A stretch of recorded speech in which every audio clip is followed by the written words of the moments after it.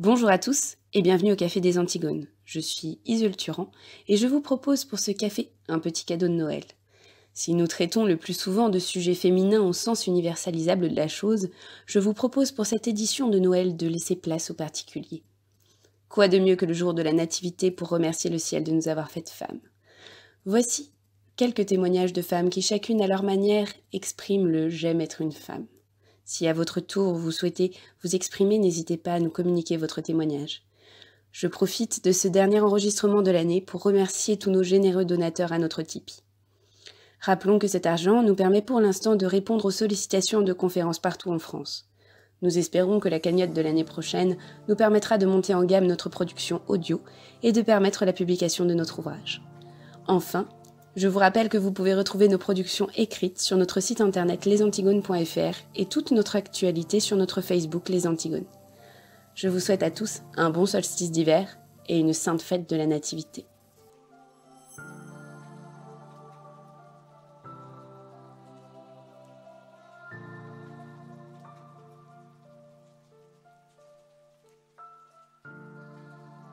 Pour les Antigones, j'aime être une femme. De Catherine.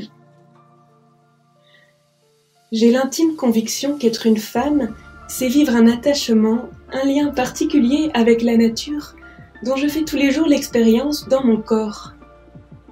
J'aime ma corporéité parfois encombrante, parfois douloureuse. J'aime être un être cyclique. J'aime faire l'expérience à travers mon corps des limites de ma condition humaine. Être rappelé chaque mois à une forme de fin. Car c'est cette fin, c'est la dimension finie de mon existence qui me donne toute ma capacité créatrice. C'est celle-ci qui me rappelle l'urgence qu'il y a à dire, à créer, à transmettre, à aimer. En vérité, ce cycle féminin si critiqué, qui entre en si grande contradiction avec les exigences de la société qui m'entoure, je l'aime justement parce qu'il m'oblige. Lorsque la société me demande d'être constamment productive, d'être constamment la jeune fille souriante et pimpante qu'elle a pris pour modèle, d'être toujours en activité, mon corps, lui, est bien le seul à me rappeler impérativement le besoin viscéral qu'a chaque être humain, homme ou femme, au repos, à l'intériorité, à une forme d'hiver du corps et de l'esprit. De la même façon que la nature qui, en hiver, semble dormir, libérée de ses ornements, de ses fastes, le cycle féminin est à mes yeux un rappel de la nature pour nous obliger à nous reposer, pour nous rappeler à nos limites. C'est pourquoi même les douleurs qui souvent accompagnent ce cycle ont leur raison d'être. Elles nous disent combien la vie est faite de joies comme des peines, de faim, de pertes, combien fragiles et précieux sont nos corps quand ils palpitent de vie autant que lorsqu'ils se recroquevillent malades. Et de la même façon qu'en hiver, derrière cet apparent sommeil, sous la terre gelée, un mystère se trame, la sève se prépare à redonner vie aux plantes, les bourgeons se préparent lentement à éclore. Le cycle des femmes est aussi un appel à renaître. Ce que j'aime avant tout dans ce corps cyclique, c'est cette harmonie totale avec la nature qui vit et qui m'entoure. Quand la lune monte et emmène la mer avec elle, quand les saisons défilent et que la nature inlassablement naît, vit et meurt, mon corps lui aussi est un hymne à la vie qui suit son cours, un complexe et insondable mystère.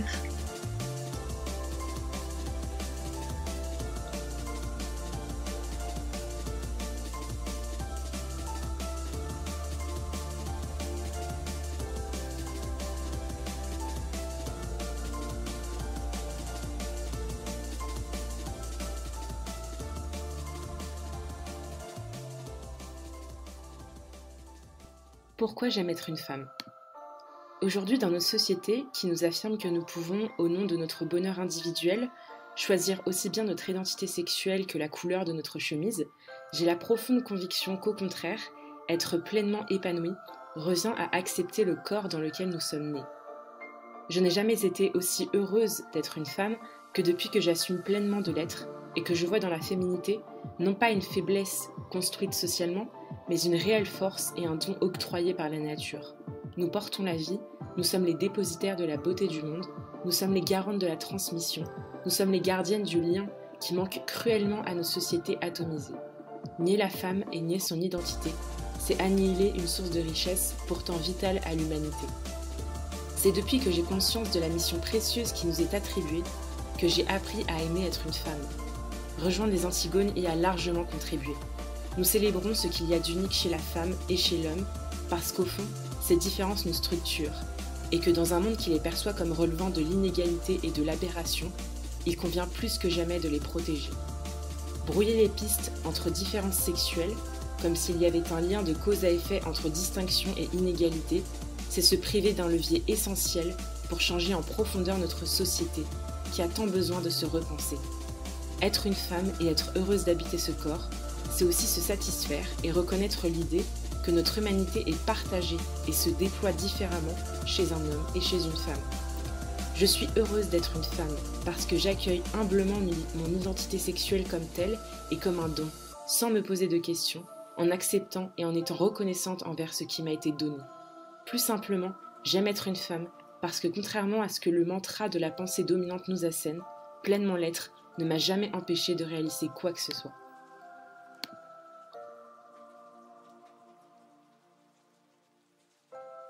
J'aime être une femme parce qu'il y a d'autres femmes. Elle voit quand je triche avec mon maquillage, quand je complexe sur mes jambes. Elle voit quand ça ne va pas, quand je drague, quand je mens, quand je fais des sous-entendus qu'elles seules peuvent comprendre. J'aime quand dans un geste tout est dit, quand par le vécu on se comprend mieux. J'aime le regard tendre ou jaloux des plus âgés, exigeant ou admiratif des plus jeunes. J'aime quand elles se projettent parfois à tort sur mes intentions, laissant paraître les leurs. Parce que j'aime les surprendre en leur montrant ce qu'elles pourraient faire, j'aime les décevoir, parce que leur perfection m'énerve. J'aime qu'elles sachent que j'ai vu leur bague de fiançailles, que j'ai vu qu'elles ne buvaient pas d'alcool parce qu'elles sont enceintes, que j'ai compris qu'elles avaient été larguées, ou qu'elles prennent la pilule en cachette. Tout ça, sans n'avoir rien à dire. J'aime les peurs qui nous rassemblent et nous opposent. J'aime leurs angoisses quand elles ne sont pas les miennes. J'aime ne pas les comprendre. J'aime nous voir toutes mises dans le même panier. Et j'aime à penser que l'humanité entière est passée d'entre nos jambes. J'aime surtout dire que je ne les aime pas, même si ce n'est pas vrai, parce que c'est plus simple, parce que j'aimerais être unique. Domiti.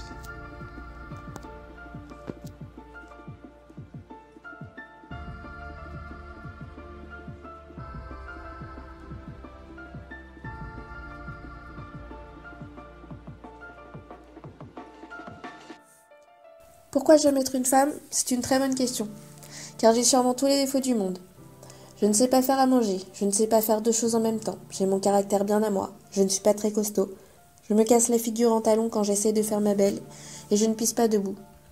Pourtant, je suis bien une femme heureuse d'être ce qu'elle est, sans regret. J'ai essayé d'être un bonhomme, dans un élan absolu de vouloir être l'égal de l'homme. Vous savez, cette femme forte qui supporte tout, qui n'a besoin de personne et qui se débrouille très bien toute seule. Mais j'ai vite compris ma limite. En fait, je crois que ce sont les autres qui me font me sentir femme. De l'inconnu qui m'abordera, en me disant « je vous trouve ravissante », à l'être aimé qui me dira « je t'aime tellement ». Même quand il me dit « chérie, quand est-ce que tu libères la salle de bain ?»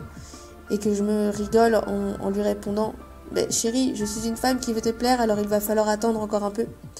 Ou même quand je pleure et qu'il me serre dans ses bras, comme pour me dire « dans ta faiblesse, je suis là, je suis fort », mais sans le dire. Personne n'a dit que c'était facile d'être une femme. Nous n'avons pas vraiment les mêmes problématiques que les hommes, c'est certain. Surtout quand il faut trouver quelque chose à se mettre le matin, marcher avec des talons sur les pavés, se faire épiler ou essayer de défier ses variations d'humeur en fonction de ses hormones. Pourtant, c'est dans ces moments-là que je m'amuse d'être une femme. Parce qu'on me pardonne tout, enfin presque. Tout le monde le sait, une femme c'est compliqué, parfois c'est même très très chiant. Et j'avoue que c'est en fait une qualité qu'aucun homme ne portera aussi bien que nous les femmes. J'aime être cette femme un peu chiante et pétillante. Je suis libre, entière, unique. Je me sens respectée, chérie et surtout aimée. Bref, c'est en cela que j'aime être une femme.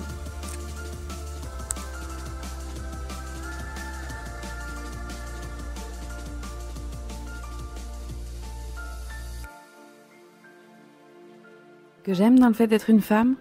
Mon corps de femme d'abord. Ce qu'on ne dit pas assez sur le corps féminin, c'est à quel point il est changeant. Ce corps polymorphe me fascine. À l'échelle d'une vie, une femme comme un homme voit son corps grandir, mûrir, vieillir avec le temps qui marque son passage. D'abord un corps doux, fragile et vulnérable, de jeunes pousses pleines de sève et promises à un avenir joyeux. Un corps qui se métamorphose ensuite, duquel le corps d'adulte de chacun émerge avec lenteur et poésie. Quel bel âge que l'adolescence pour le corps des femmes. Corps éphémère comme une floraison de printemps, il annonce avec une beauté particulière et subtile les joies savoureuses qui accompagneront son mûrissement vers un corps dans son plein épanouissement. Retour lent et indéfinissable vers un corps vulnérable, l'automne vient ensuite préparer l'hiver du corps. Un corps progressivement marqué par la vie, par le temps. Malheureusement décrié, critiqué, caché, alors qu'il est si poétique ce corps vieillissant, avec toutes les aventures, les joies et les peines du corps et du cœur qu'il révèle avec pudeur, l'histoire d'une vie qu'il raconte dans chaque être humain. Le corps des femmes est d'autant plus riche qu'au sein de chacune de ces saisons, il en existe encore d'autres. Ces changements ne sont pas seulement ceux progressifs d'un corps qui grandit, mûrit et meurt, mais également des métamorphoses spectaculaires. Corps magnifique de la femme enceinte qui couvre la vie et expose son mystère pour la contemplation de tous par ses rondeurs pleines de promesses. Corps généreux de la femme allaitante dont les rondeurs plus subtiles couvrent une sève si précieuse. Corps qui suffit à rassurer, consoler, nourrir les enfants les premières années de leur vie. Corps qui ravit les cœurs des hommes qui savent en admirer les mystères.